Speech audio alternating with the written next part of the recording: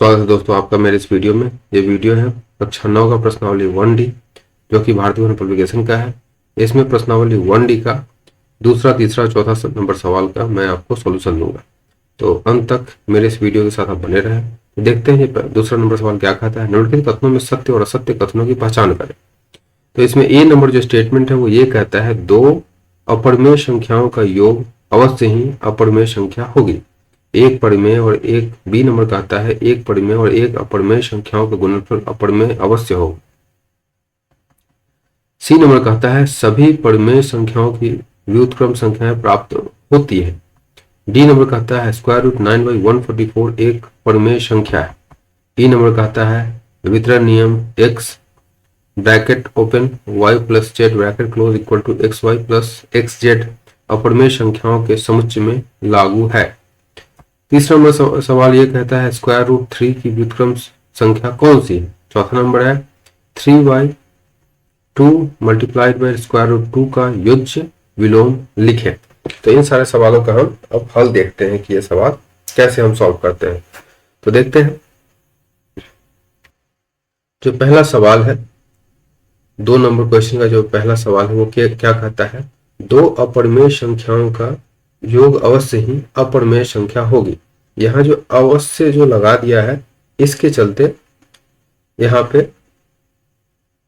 ये क्या हो जाएगा, इसको हमको देखना पड़ेगा।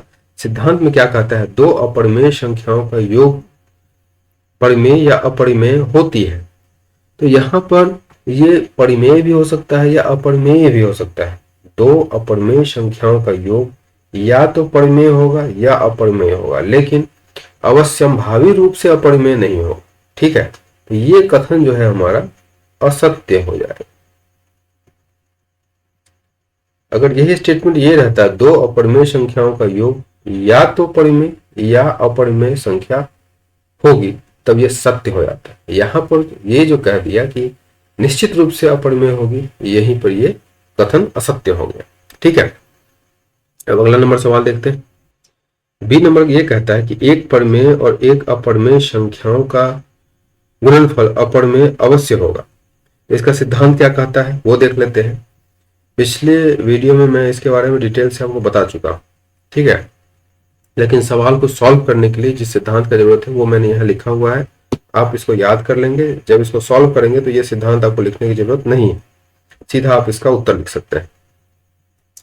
सिद्धांत ये कहता है एक परिमेय और एक अपरिमेय संख्या का गुना अपरिमेय होता है, जहां पर परिमेय जो है वो 0 के बराबर नहीं होना चाहिए। और ये बी नंबर क्या कहता है एक परिमेय और एक अपरिमेय संख्याओं का गुणनफल अपरिमेय अवश्य होगा। तो ये कथन जो है इसके साथ मैच कर रहा है, तो ये हमारा क्या हो जाएगा, सत्य हो जाएगा।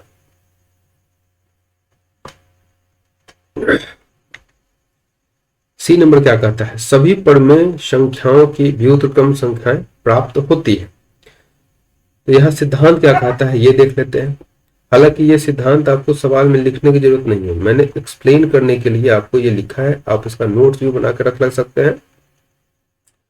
सभी परिमेय संख्या का व्युत्क्रम संख्या प्राप्त नहीं होता है। ये गौर करने वाली बात है, सभी परिमेय संख्या का व्युत्क्रम संख्या प्राप्त नहीं होता है। अब यहाँ क्यों नहीं होता है, शून्य एक ऐसी परिमेय संख्या है जिसका व्युत्क्रम अपरिभाषित है। शून्य के अलावे प्रत्येक परिमेय संख्या का व्युत्क्रम होता है।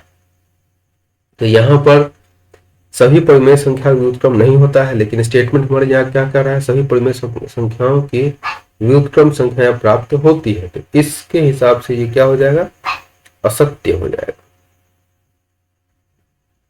यहाँ पर मैं बार बार बता रहा हूं कि ये जो सिद्धांत मैंने लिखा हुआ है ये इस सवाल को एक्सप्लेन करने के लिए लिखा हुआ है। जब आप इसका जवाब परीक्षा में देंगे तो सीधा सत्य या असत्य आप लिख देंगे, काम चल जाएगा। ठीक है, आपको पूरे नंबर मिल जाएगा। अब अगला सवाल देखते हैं। डी नंबर सवाल क्या कहता है स्क्वायर रूट 9/144 एक परिमेय संख्या है।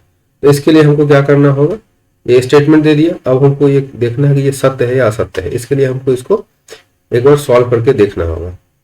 Square root 9/144 equal to square root 3 multiplied by 3, ये 9 के बराबर होगा, इसलिए हम 3 गुना 3 लिख सकते हैं।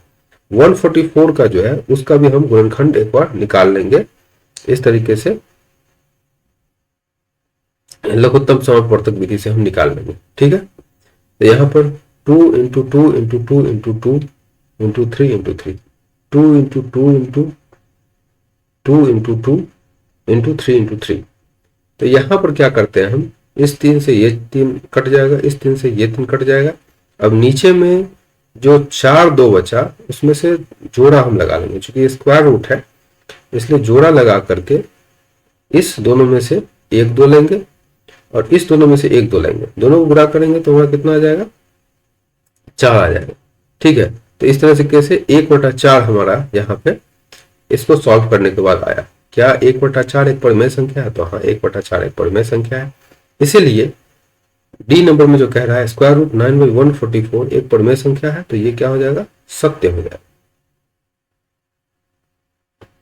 ठीक है, इस तरीके से हमने दोनों का गुणनफल निकाला, दोनों को सॉल्व किया और इस तरीके से हमको क्या मिला, ये जो है ये परिमेय संख्या है, इसलिए यह कथन सत्य हो गया हमारा।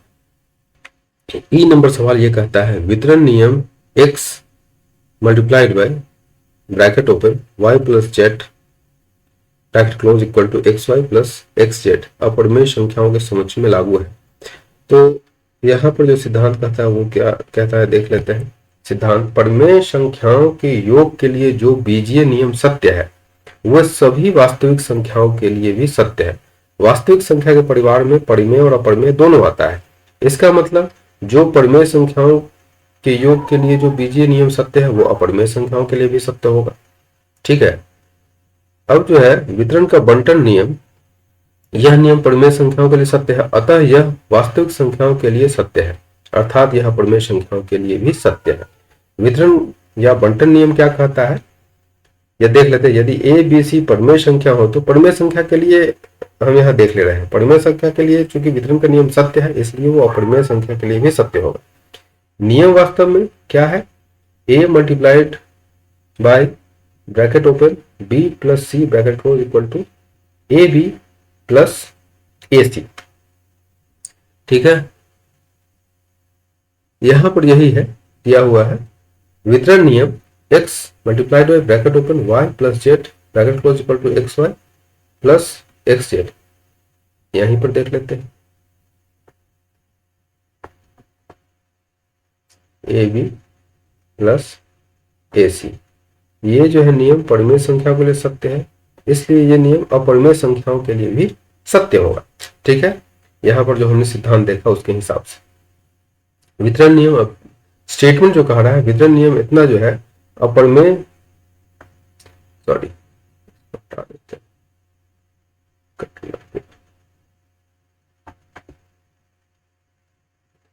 वितरण नियम इतना अपरिमेय संख्याओं के समुच्चय के लिए लागू है, तो हाँ लागू है, ये क्या हो जाएगा हमारा सत्य हो जाएगा। ठीक है, अगला सवाल यहां पर भी लिख लेते हैं हम, ये सत्य। तीसरा नंबर सवाल कहता है √3 की व्युत्क्रम संख्या कौन सी है। सिद्धांत क्या कहता है ये देख लेते हैं। यदि a कोई वास्तविक संख्या हो तो उसका व्युत्क्रम 1/a होता है, तो इसके हिसाब से क्या हो जाएगा, √3 का व्युत्क्रम 1/√3 हो जाएगा। इसमें कोई बहुत बड़ा कंसेप्चुअल बात नहीं है, सिर्फ एक स्टेटमेंट है जिसको हमको समझ लेना है कि किसी वास्तविक संख्या का व्युत्क्रम ये होगा। अगर इसी में बोल देगा 1/√3 का व्युत्क्रम क्या होगा तो 3 हो जाएगा, सिंपल सी बात है। अब अगला देखते हैं। चौथा नंबर सवाल ये कहता है 3/2 मल्टीप्लाइड बाय √2 का योज्य विलोम लिखें। योज्य विलोम का मतलब होता है कि इसी संख्या में क्या जोड़ा जाए कि ये शून्य हो जाए, इसका जो फल है सो। तो ये देख लेते हैं एक सिद्धांत, अगर a कोई वास्तविक संख्या है तो उसका योज्य प्रतिलोम -a होगा। अगर a में -a को जोड़ते हैं तो कितना आएगा, 0 आएगा। तो वैसा ही संख्या हमको इसके लिए खोजना है, कुछ नहीं करना है, उस जो संख्या दिया हुआ है उसमें हमको क्या करना है, माइनस साइन दे देना है और कुछ नहीं करना। अब योज्य प्रतिलोम का मतलब ही होता है किसी संख्या में क्या जोड़ा जाए कि वो संख्या का जो फल है वो 0 हो जाए, तो जोड़े जाने वाली संख्या को योज्य प्रतिलोम हम कहेंगे। तो इसका जो है आपका फल कितना आएगा, 0 आएगा। तो -3/2 मल्टीप्लाइड बाई स्क्वायर रूट 2 जो है वो 3/2 स्क्वायर रूट 2 का योज्य प्रतिलोम हो जाएगा। यही हमारा यहाँ उत्तर हो गया। आशा करते हैं कि आपको यहाँ तक सब कुछ समझ में आ गया होगा। यहाँ तक आपने मेरे वीडियो को देखा है तो मेरे वीडियो को लाइक करिए, मेरे चैनल को सब्सक्राइब करिए, ताकि मैं इस तरह का वीडियो आपके लिए लाता रहूँ। मेरे वीडियो को देखने के लिए धन्यवाद।